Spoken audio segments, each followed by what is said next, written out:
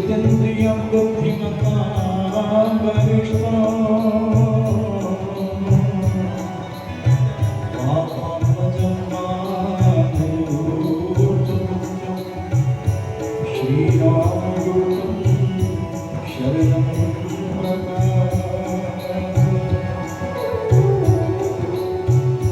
या देवी सर्वभूतेषु बुद्धिरूपेण संस्थिता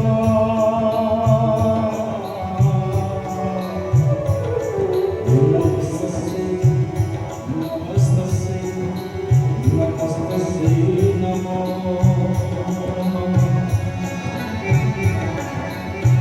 गुरुर्ब्रह्मा गुरुर्विष्णु गुरुर्देवो महेश्वरः गुरुः साक्षात् परं ब्रह्म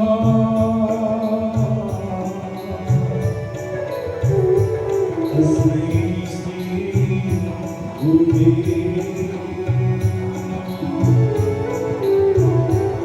अखण्डमण्डलाकारं व्याप्तं येन चराचरं तत्पददर्शितं येन तस्मै श्री गुरुवे नमः। कथा प्रारंभ है और आओ वीर हनुमान राम लखन और जानकी सदा करें कल्याण। वृंदावन सो मन नहीं और वंदिताम सुगाम हंसी बट सो हट नहीं और कृष्ण गान सुना। जय जय श्री राधा रमण जय जय नवल किशोर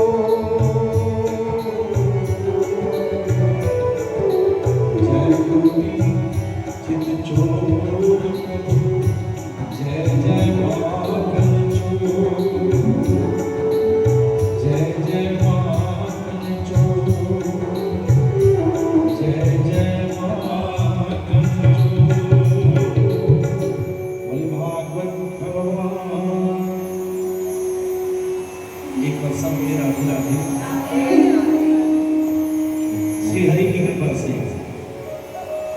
पुरुषोत्तम मास श्री धाम वृंदावन ठाकुर की गोदी में बैठकर चरणों में बैठकर और ठाकुर की ही कथा अमर कथा। देखिए हमारे पूर्वज कुछ इच्छा करते हैं।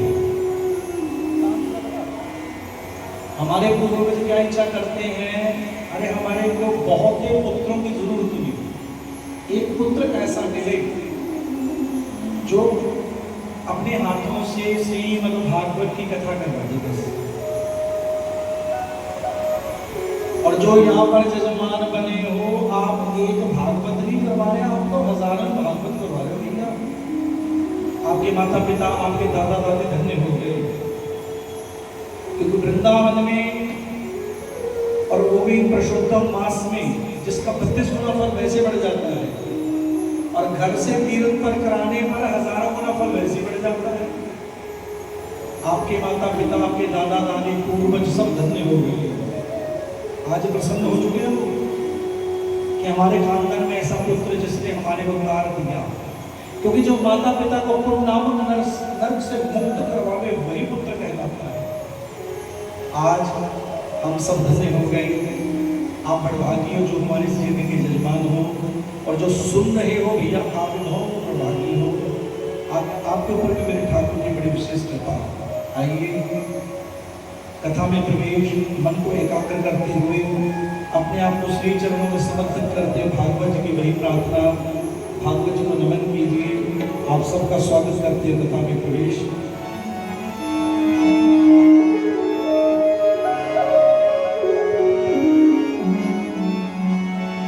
सारा जीवन आपके चरणों, सारा जीवन श्याम आपके चरणों। श्री भगवत प्रणाम आपके चरणों। चले प्रभु की शरण में।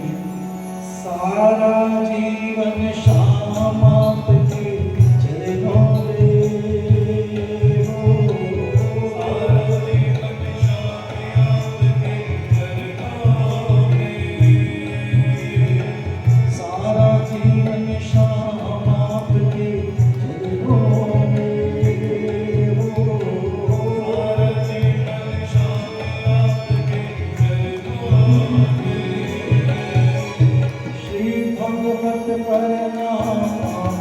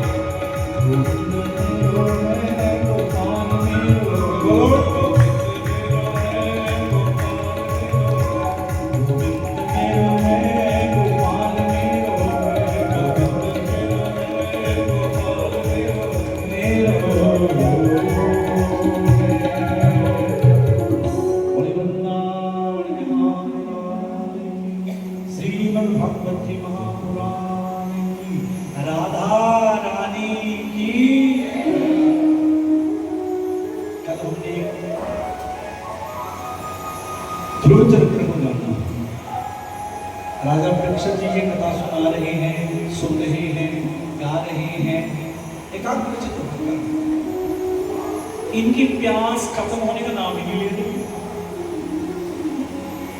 क्योंकि श्रोता को सदा के लिए प्यासा ही होना चाहिए। गुरुदेव मेरे को और मिला तो बड़ा स्वाद है, इसमें तो परमानंद मिल रहा है। एक आसन पर, कुछ आसन पर गुरुदेव बैठे हैं और उनके चरणों में बैठे हैं राजा परीक्षित। भगवान शुभदेव कहने लगे, राजन अब क्या सुनना चाहते हो? गुरुदेव कि मैंने सुना है नरकों का वर्णन,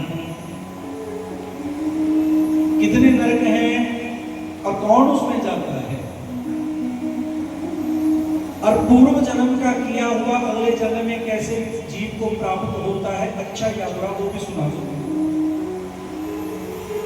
ऐसा मैंने कौन सा कर्म किया जो आज मैं डर रहा हूं मृत्यु से? राजन सुनो, भगवान ने 84 लाख योनियां बनाई हैं और 84 लाख की नरक बनाई है। कितनी योनियां? 84 लाख। और कितने नरक? वो भी 84 लाख। काल सूत्र का पति व्रत का संघात लोहितोद सविष संप्रतापन तपन महानीर्य काकोल आबीजी अंधकामेश्वर मुंभिपाक, ये मुख्य ग्रह है। और जिनमें पापियों को जाना होता है। राजन जो धर्मात्मा होते हैं, संत होते हैं, वो तो कभी नरक में जाते हैं।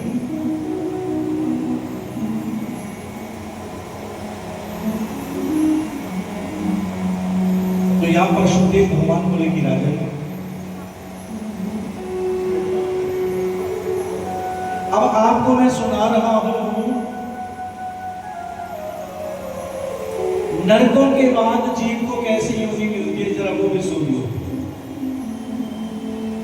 भैया अच्छे या बुरे कर्म जो हमने पहले किए हैं, आज उसका आनंद, अच्छों का आनंद पा रहे हैं और बुरे किए उनका दुख पा रहे हैं, कष्ट पा रहे हैं, संताप भोग रहे हैं।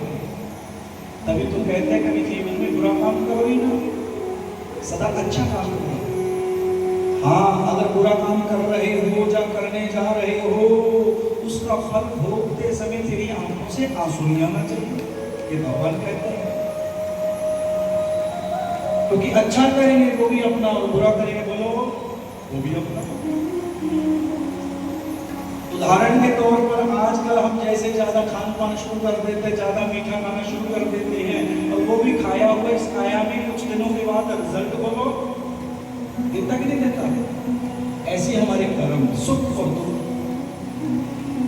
अच्छे और बुरे कर्म जब जानते हैं तब सुख और दुख की हमारे को प्राप्ति होती है। राजन अब आपको कथा सुना रहा हूं, एक संत हुए प्रियव्रत, क्योंकि ध्रुव जी के पिता का नाम उत्तान और इनके छोटे भाई है राजा प्रियव्रत। हमारे को भी प्रियव्रत होना चाहिए भैया। प्रियव्रत का मतलब एक संकल्प कर लो, दिन का नियम बना लो, ऐसा मैंने रोज करना है। सत्य बोलो कि मैंने क्रोध गुस्से में तो आना ही नहीं, ये संकल्प ले लो। और क्या करें, गुस्सा भी कहा रहता बोलो। संकल्प ले लो मैंने महीने में एकादशी का व्रत करना है, और संकल्प ले लो दिन में मैंने 200 माला या 20 माला मैंने इस मंत्र की करनी है। ये संकल्प कर लो कि मैंने गौशाला में गौ माता की परिक्रमा करनी है, आज मैंने गौ को दान करना है, आज मैंने ठाकुर का श्रृंगार करना है। कोई भी नियम एक अपना लेंगे तो भगवान मिलता है। ये ज्ञान प्रियव्रत जी अपने पुत्र अग्निद्र को देते हैं, और अग्निद्र जी के पुत्र हुए नाभि, आगे उनके ऋषभदेव। जहां से चला जैन धर्म, अहिंसा परमो धर्म, दूसरे को सताना, दूसरे को मारना, दूसरे को कष्ट देना बहुत बड़ा दोष है। कोशिश करो अपना काम खुद करो, दूसरे से क्यों करवाना। ये ज्ञान बाबा ऋषभदेव जी, और इनके आंगन में इनके 100 पुत्र अपने पुत्रों को ज्ञान देते हैं, बेटा भजन करो। जैसे हम अपने बच्चों को बिजनेस में या जॉब पर डालते हैं कि इस लाइन में चले जाओ, और इनका एक ही नियम है, केवल भजन करो। एक दिन भरत जी ने पूछा, बाबा गुरुदेव पिताश्री आप आज्ञा दो, तो मैं वन में जाना चाहता हूं, कि वन में चले जाओ, कि मैं एकांत में भजन करना चाहता हूं, एकांत में चले जाओ। आज भरत जी ने पिताश्री को प्रणाम किया और चल पड़े वन में। नेपाल में गंडकी नदी, और वहां पर जाकर नियम बना लिया कि गंडकी नदी में इतने तन को धरूंगा और रोज की 12 अक्षर मंत्र की 200 माला मैं रोज करूंगा। इतनी माला का नियम ले लिया, 200 का। और वहां पर एक कुंड है, दामोदर कुंड, उस कुंड में अपने तन को धरते और 12 अक्षर मंत्र का जाप शुरू करते। ऐसा हमारा भी नियम होना चाहिए। अब वृंदावन में आए हो, कभी इधर कभी उधर, भैया भजन भी करो। कमरे में बैठकर या मंदिर के पास बैठकर भजन भी करो, क्योंकि बिना भजन के भगवान नहीं मिलेगा। आज ये वही दामोदर कुंड है, यहाँ से शालीग्राम जी प्रकटते हैं। ये वही गंडकी नदी है, उसमें वृंदा को डाला जाता है और शालीग्राम जी उसके साथ चिपक कर बाहर आ जाते हैं। ये वही नदी। आज भरत जी का नियम है, ओम नमो भगवते वासुदेवाय, इतने तक को अपने को नदी में डालते हैं और मंत्र चल रहा है, ओम नमो भगवते वासुदेवाय। बहुत अच्छी बात है। और यहाँ पर कहते हैं मन कितने हैं, बोलो एक। मंत्र चल रहा है, उस नदी पर हजारों जीव जंतु पशु और पंछी रोज जल पीने आते हैं। आज भी आए, पर आज वहां पर एक मृगों का झुंड भी आ गया, हिरनियों का झुंड, और इनका नाम चल रहा है, आओ हम भी ले ले थोड़ा नाम। ओम नमो भगवते वासुदेवाय, ओम नमो भगवते वासुदेवाय, ओम नमो भगवते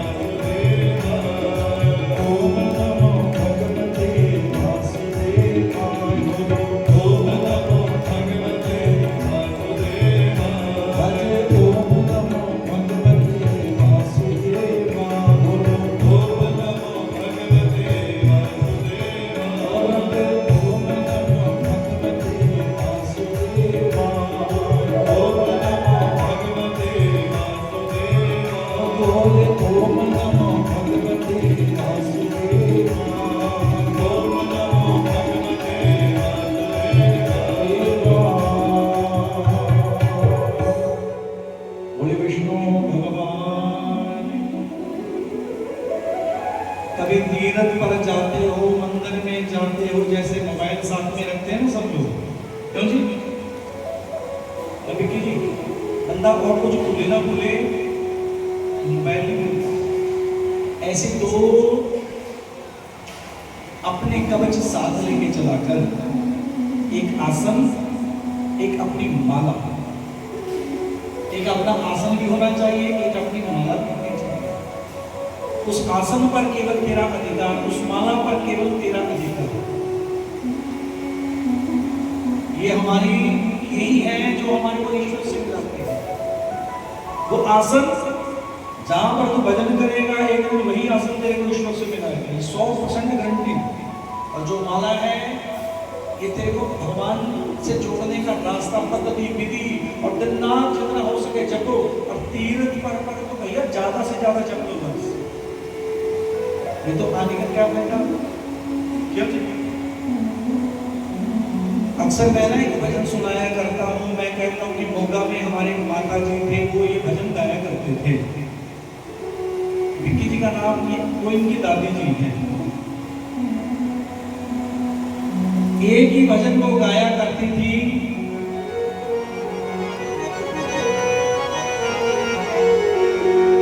तेरा बंगला बना दरवेश जिसमें नारायण परवेश। ओ मान जाओ भूले नहीं मान जाओ, चोला तो मिला है इंसान का। अभी समय मान जा, तेरा बंगला बना दरवेश जिसमें नारायण परवेश। कौन सा बंगला? एक आया। इस बंगले के कितने दरवाजे? इसके 10 दरवाजे। और बीच में पवन का श्वास आ रहा है ना, अरे बीच में पवन का खंभा साजे। आवत जावत देखे ना कोई, श्वास आ रहा है, जा कोई देखता बोलो। और देख के बड़ा अचंभाना, मन को श्री चरणों में लगा ले। मन के अंदर देख तेरा बंगला बना दरवेश जिसमें नारायण परवेश। 84 चक्कर में फंस कर जीवन बिता रहा हंस हंस कर, अंत समय रोना ना पड़ जाए, अंत समय रोना ना पड़ जाए। अब रोना ना पड़े इसके लिए क्या करना पड़ेगा? और सुमिरन करो हमेश, तेरा बंगला बना दरवेश जिसमें नारायण परवेश।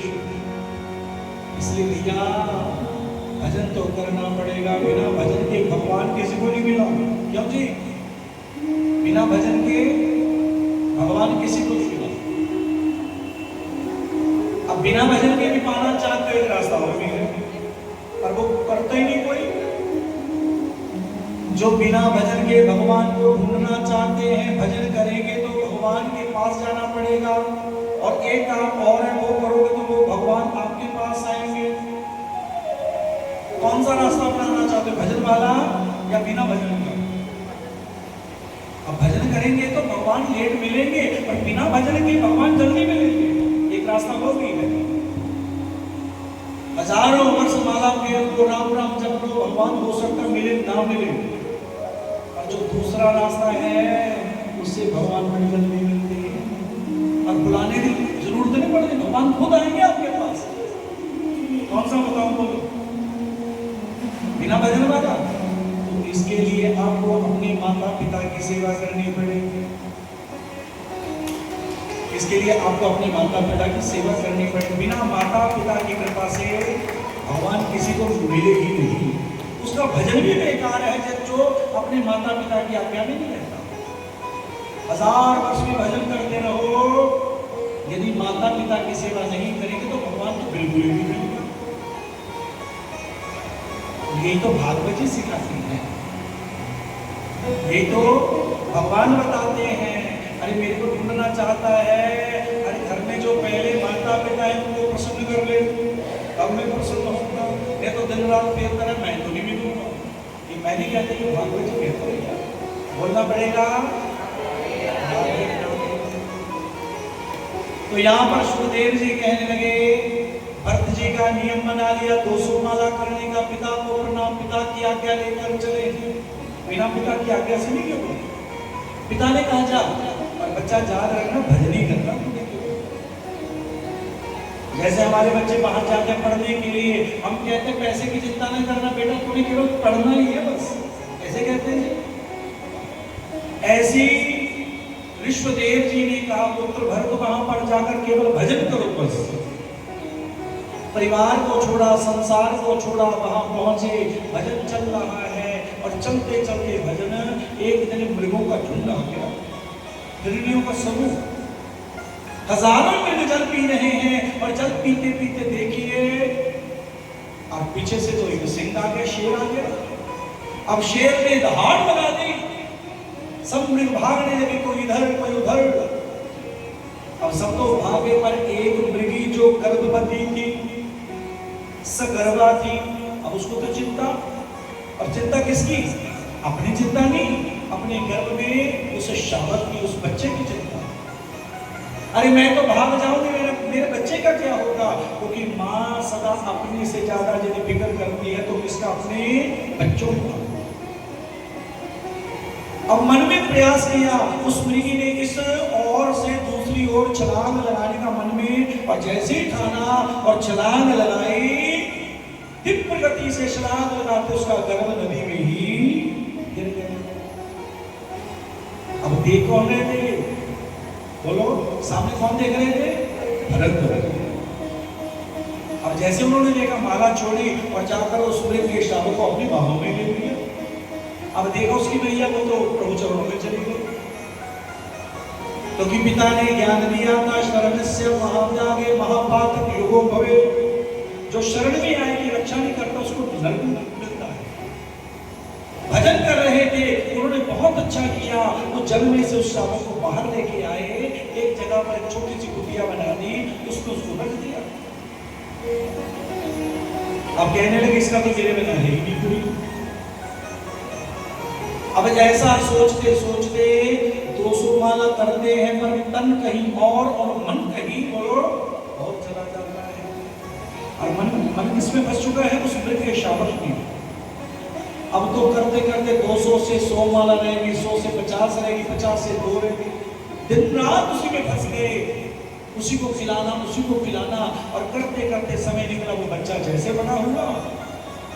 एक दिन फिर मृगों का झुंड आया, और वो बच्चा उन्हीं में मिलकर उन्हीं के साथ कहीं दूर चला गया। अब चिंता किसको भाई? बोलो, भरत जी को।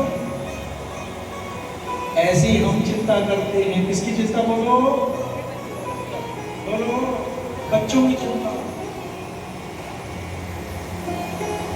अरे अपनी चिंता कर ले, अपनी कम कर, अपनी आत्मा की चिंता कर ले। और जहां से हम आए हैं वादा करके उसकी चिंता करके उनको क्या बताएंगे? उस मालिक ने जगत में भेजा केवल भजन के लिए, बंदगी के लिए, सेवा के लिए, दान के लिए, पुण्य के लिए। ये तो हम चक्करों में पड़ गए, इधर जाए उधर जाए, ये कमाए ये कमाए ये कमाए, पर मकसद सबका एक है, उस ईश्वर से मिलना बस। और यदि इस जन्म में ईश्वर से नहीं मिले तो बड़ा धिक्कार हो जाएगा, तो बड़ा पछताना पड़ेगा। हाँ जी बहन जी, ए मैडम जी, सुन ले, बोलना पड़ेगा ना, देखा एक तो झटके लग गए थे, है ना, बोलना पड़ेगा राधे राधे। तो यहाँ पर जड़ भक्त जो उसी की चिंतन में फंसे रहे, वो बच्चा कुछ खाता भी होगा कि नहीं खाता होगा? अरे भूखा तो नहीं होगा? अब यही चिंता तो हम अपने बच्चों को फोन करते, हाँ जी अरे कुछ खा लेते हो कि नहीं खाते? बात तो वही है, वो मृग में फंसे हुए हैं, हम अपने परिवार में फंसे हुए हैं। जितनी देर कथा में आओ, कीर्तन में आओ, सत्संग में आओ, तीर्थ पर आओ, सब कुछ छोड़ के आओ, बस केवल हरि चिंतन। केवल क्या चिंतन? बोलो, केवल हरि चिंतन। क्योंकि संत एक भाव दाया कर ले, उसके 2 लेने सुन लो।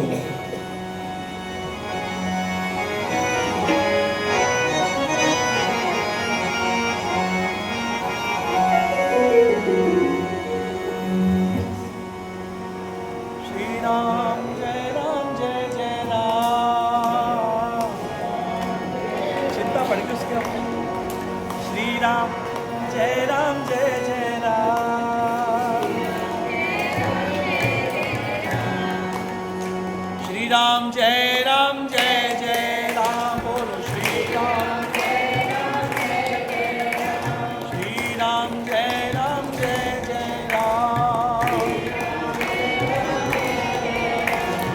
श्री राम जय राम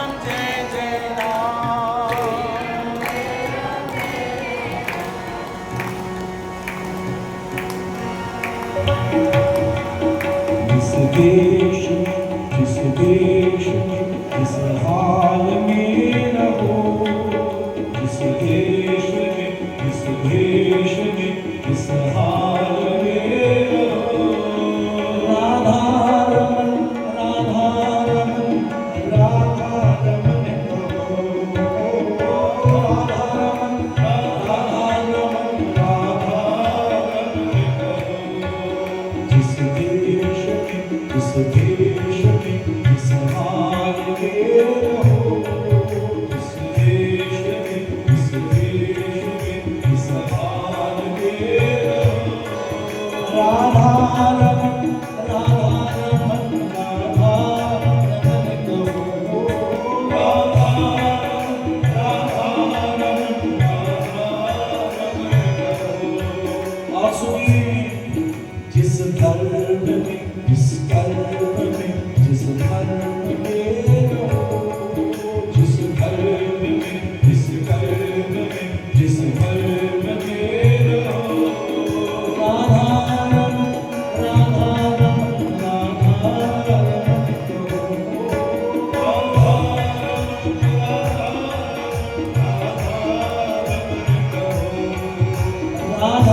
रमन राधा रमन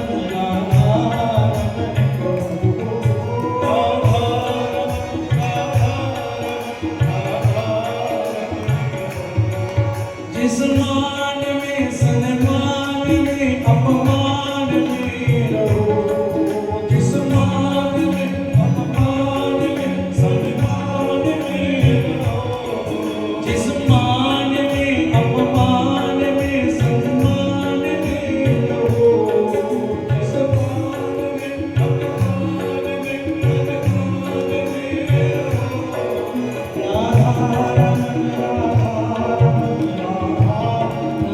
रहो, राधा रमन राधा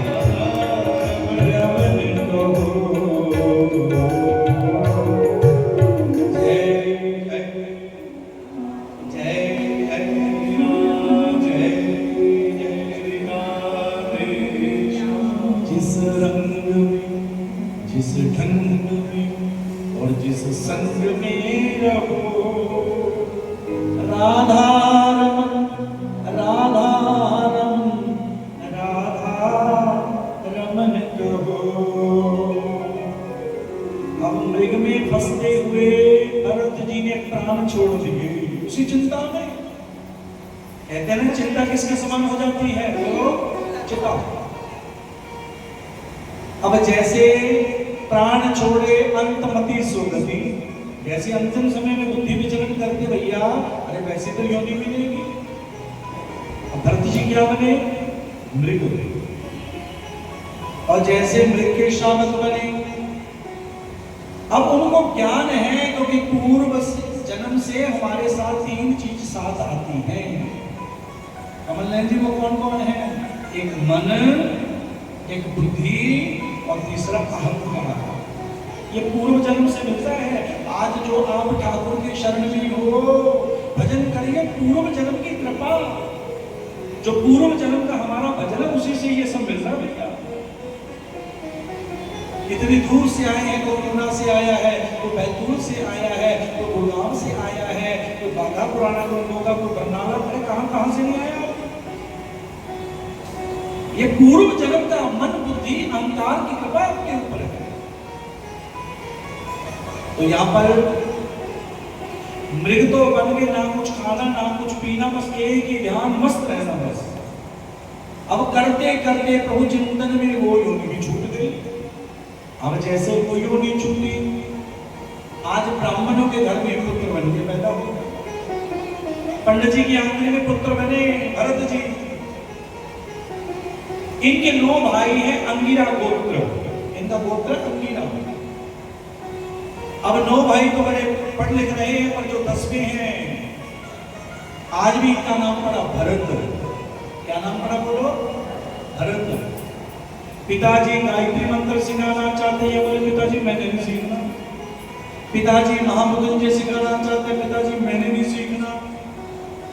क्योंकि इनको पता है कि जंजाल में अब मैंने नहीं फंसा, मैंने केवल प्रभु को पाना बस। प्रभु चिंतन में अपने समय को व्यतीत करना है। अब पिता ने देखा ये बच्चा बड़ा हो रहा है, पर बड़ा होते होते ये तो बड़ा मंदबुद्धि है, पागल है, जड़ है।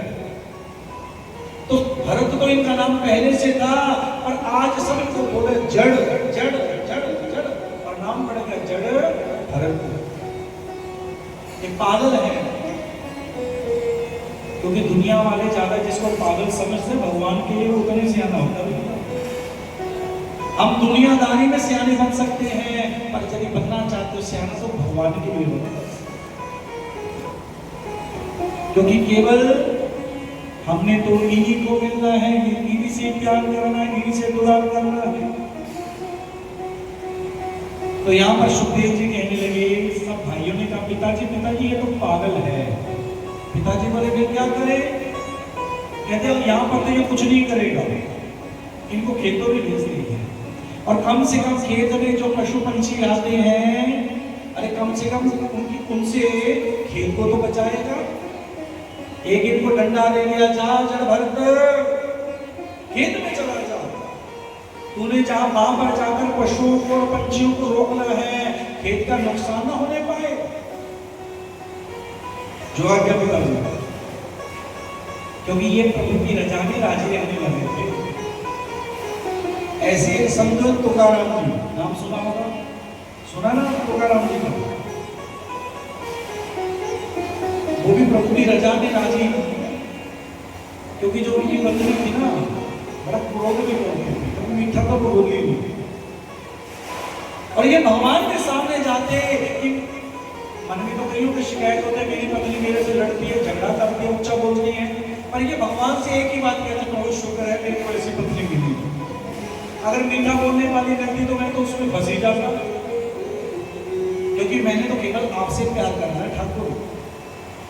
एक दिन तुकाराम जी बैठे थे सत्संग, केवल सत्संग कर रहा हूं, सत्संग कर रहे थे, और सत्संग करते करते पत्नी आई और आकर चिल्लाने लगे, आप यहां पर बैठे हो, आप तो बिल्कुल निठल्ले हो, ना कुछ करना ना कुछ धरना, केवल सत्संग। इनके 5-4 दोस्त मित्र भी बैठे थे जो सत्संग कर रहे थे, वो भी देखने लगे तुकाराम जी। वो कहने लगे मेरी पत्नी गरजती बहुत है, मेरी पत्नी, और जाते जाते कहने लगी अब मैं आ रही हूं जल भरते हुए, आप नहीं उठे तो आपको सजा दूंगी। पर ये तो वहीं पर सुमिरन कर रहे हैं, कीर्तन कर रहे हैं। तुकाराम की पत्नी आई और बड़ी दूर से मटका भर के लेके आई थी, देखा वो तो वहीं सत्संग कर रहे हैं, और मटका लिया और तुकाराम जी के सर के ऊपर जोर से मार दिया, और सब दोस्त मित्र इनके तो हैरान हो गए। तुकाराम जी भी कुछ बोले, तुकाराम जी पत्नी की ओर देखते कहने लगे, जो गरजते हैं वो बरसते नहीं, अरे मेरी पत्नी गरजती भी है और मेरी पत्नी बरसती भी है। क्यों? क्योंकि वो प्रभु की रजा में राजी रहने वाली है। एक दिन इनको भी पत्नी ने कहा कुछ काम कर लो। एक जिम्मेदार के वहां पर गए खेतों की रक्षा करने के लिए। जैसे यहाँ पर जड़भरत जी खेतों की रक्षा और खेत रखवाली करने लगे और करते करते सारा ही जो दाना था वो पंछियों में लुटा दिया। अब जो खेत का मालिक था उसका धान होता था पहले 7 मन, और तुकाराम जी से क्रोध में कहने लगा, अरे मेरे यहाँ पर खेत में 25 मन होता है, नहीं हुआ तो तेरे से पूरा करूंगा मैं। तुकाराम जी बोले करते हैं, क्योंकि वो तो कीर्तन करना केवल हरे शरण प्रभु शरण बस। अब जो नगर के लोग थे उनके दोस्त को बोले तुकाराम पूरा नहीं होगा। अरे क्यों नहीं होगा, होगा। और जैसे खेत कटे और धान आया, जिस खेत से हर साल 7 मन होता था उस बार वहां से 25 मन हुआ।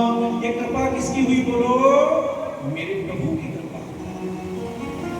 तुकाराम जी वहां से घर आ गए। अब पत्नी बोले गन्ने बहुत है, ये गन्ने बेच के आओ। अब गन्ने लेके गए बेचने के लिए।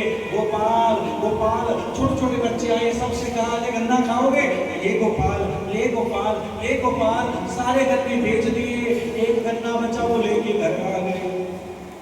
पत्नी बोली क्या किया गन्नों का?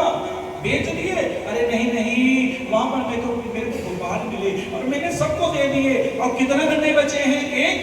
अब लिया उसने और तुकाराम जी ने जोर से मार दिया और तुकाराम ने दोनों गन्ने उठा लिए और कहने लगे तू कितनी अच्छी है, मैं भी कितना पागल हूँ, हम 2 हैं और मैं गन्ने 1 लेके आया और तूने उसको भी 2 बना दिए। वो संत तुकाराम कहते हैं प्रभु की रजा में राजी रहना चाहिए। जिस देश में जिस भेष में जिस हाल में रहो, कमल है जी राधा रमन राधा रमन राधा रमन करो। अब जड़भरत जी को भेजा है फसल की रखवाली के लिए, पर जड़भरत जी बुलाते हैं, अरे राम की चिड़िया राम के हेत आओ चिड़ियो, अरे चल जाओ खाओ, मैं दोषी पापी क्यों बनूं? और वहां पर खेतों की रक्षा करते करते एक दिन किसी राजा को किसी ने कहा यदि तू नर की बलि देगा तो तेरे को पुत्र मिलेगा। अब नर की बलि को ढूंढने के लिए कहीं और तो हो गया ही नहीं। सिपाहियों को भेजा, भैया जो सामने बंदा मिले उसी को ले लो। अब सिपाही आए, उसके सामने कौन थे? जड़भरत। ए बाबा आओ, चलो आओ। उनकी ओर चल पड़े, उनको खूब खिलाया खूब पिलाया। अब नर बलि दे रहे हैं। मां भद्रकाली के आगे जैसे उन्होंने सर झुकाया, क्योंकि कुछ दुष्ट लोग ऐसा बताते हैं कि नर बलि दो या उसकी बलि दो। कभी बलि देने से भैया भगवान प्रसन्न नहीं होते, महारानी प्रसन्न नहीं होती, ये तो अपने स्वाद के लिए सब बताते हैं। अरे कुछ पाना चाहते, गौ की सेवा करो, माता पिता की सेवा करो, सब कुछ आपको मिल जाएगा। गौ सेवा से बढ़कर कोई दूसरी सेवा नहीं है, क्योंकि मंदिर में जाओगे 1 2 4 5 20 देवी देवता मिलेंगे, और गौ माता में कितने बोलो? 33 कोटि देवी देवता।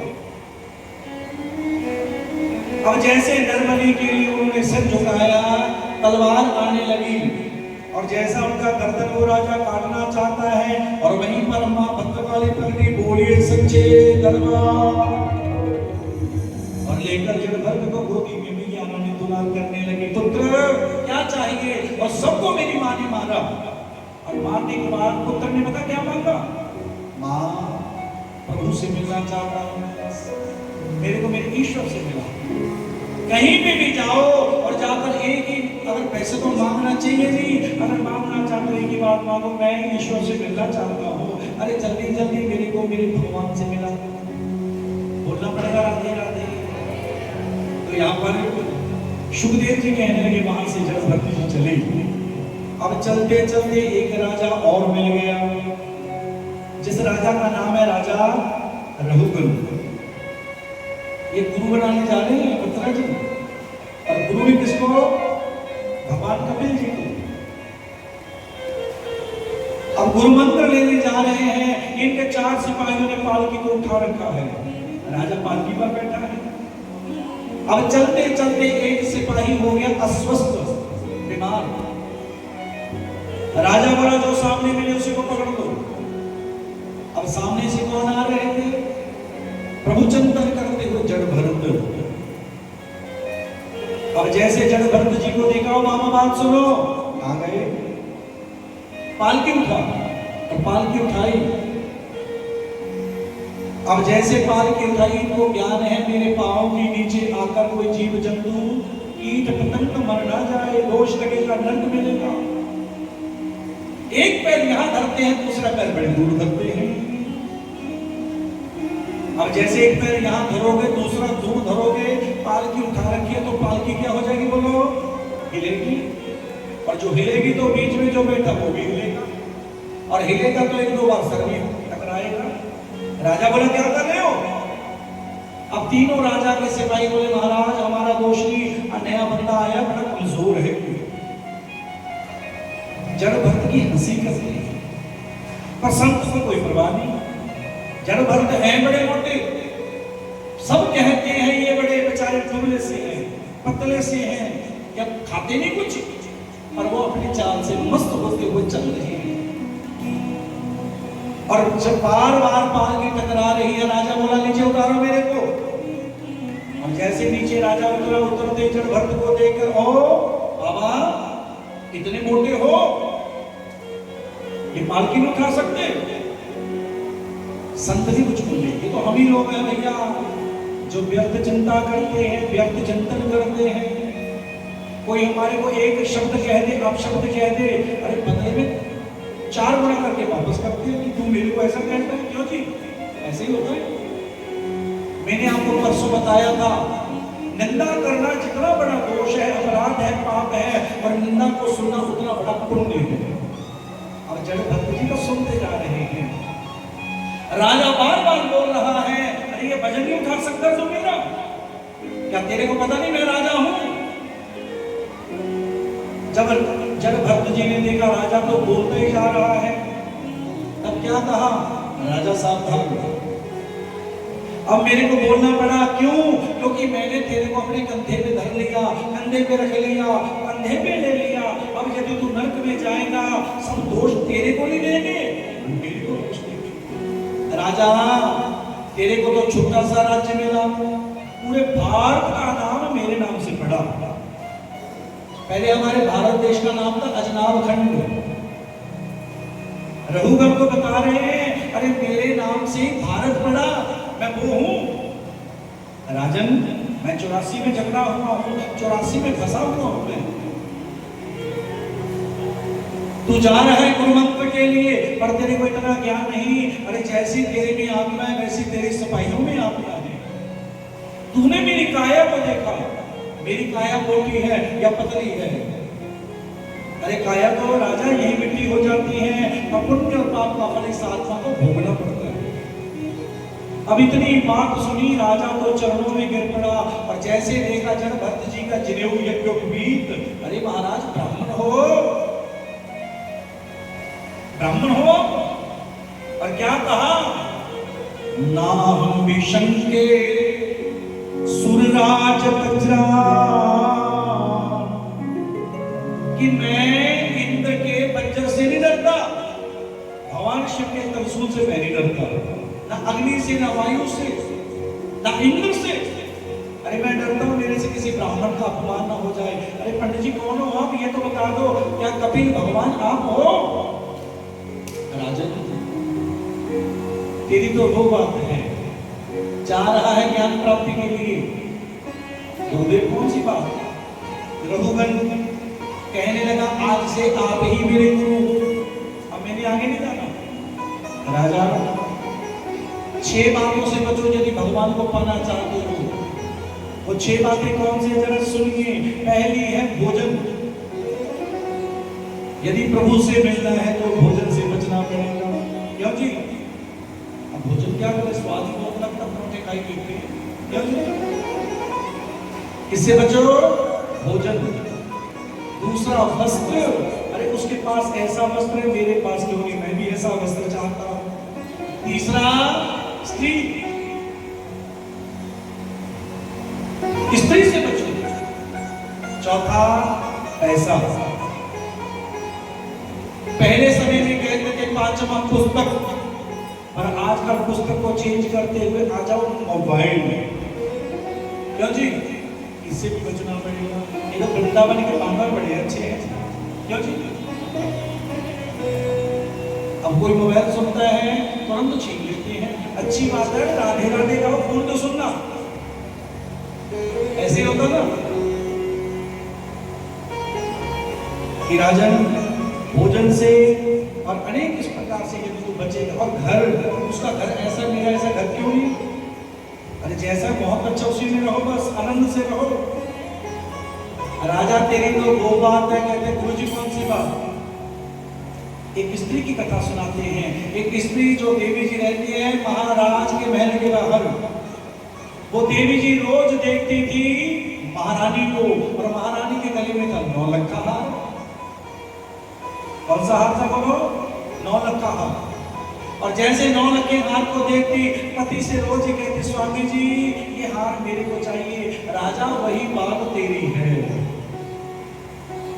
एक दिन तो उस स्त्री ने क्या कहा, अपने पति से कहा यदि आज ये हार आपने आकर मेरे को नहीं दिया तो आज आपका भोजन बाहर, शाम को भोजन नहीं मिलेगा। वो कहने लगा देवी जी मुश्किल से मेरे पास 300 रुपया है।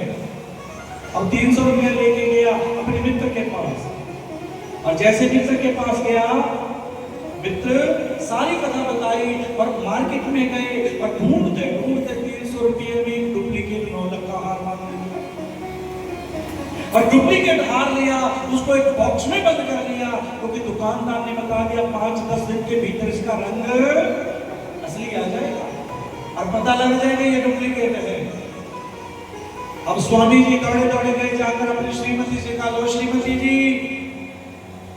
ये मैं आपके लिए जो 9 लाख का हार मांगा था वो लेके आया हूँ। अब श्रीमती ने खोल के देखा और गले में धारण करना चाहती है। स्वामी जी बोले नहीं नहीं नहीं, अरे इसको बॉक्स में रहने दो।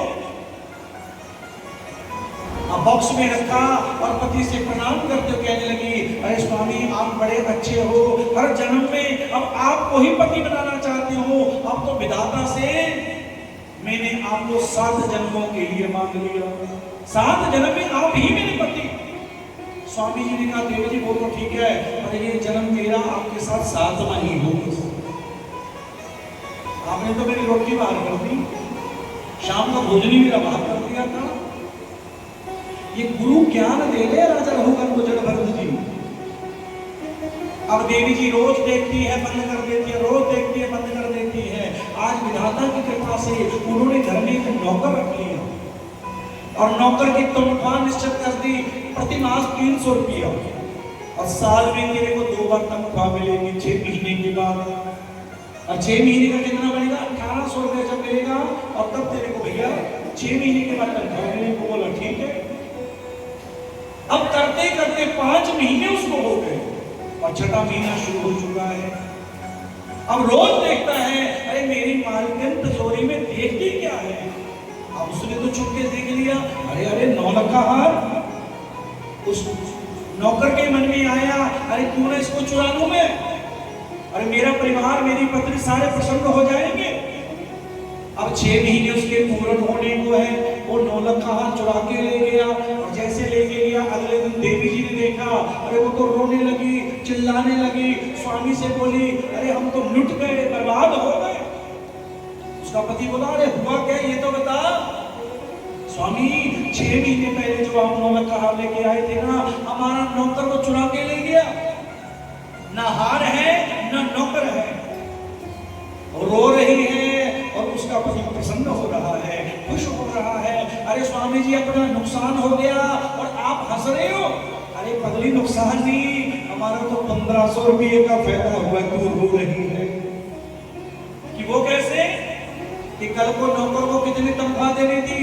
कहता जी 1800 रुपया, और तेरे को खुश करने के लिए हार में केवल 300 का लेके आया था। अब जैसे उसको भी ज्ञान हुआ, उसने भी रोना बंद किया और हंसना शुरू कर दिया। राजा वही बात तेरी है, गुरु मंत्र के लिए जा रहा है, ज्ञान के लिए जा रहा है, पर तेरे को इतना भी नहीं पता, जैसी तेरे में आत्मा वैसी तेरे सिपाहियों में आत्मा है। इनको कष्ट देके तेरे को सुख कैसे मिलेगा? अब राजा ने वही प्रणाम किया, गुरुदेव अब आगे नहीं जाना, और वहीं से गुरु मंत्र लिया, ओम नमो भगवते वासुदेवाय। अब तो दिन रात इसी मंत्र का जाप करते करते राजा रघुवर को भगवान की प्राप्ति हुई। वृंदावन विहार लाल, बोलिए राधा रानी की। आइए एक भजन सुन लो, थोड़े थोड़े मंद मंद, सबकी आंख थोड़ी झपक रही है।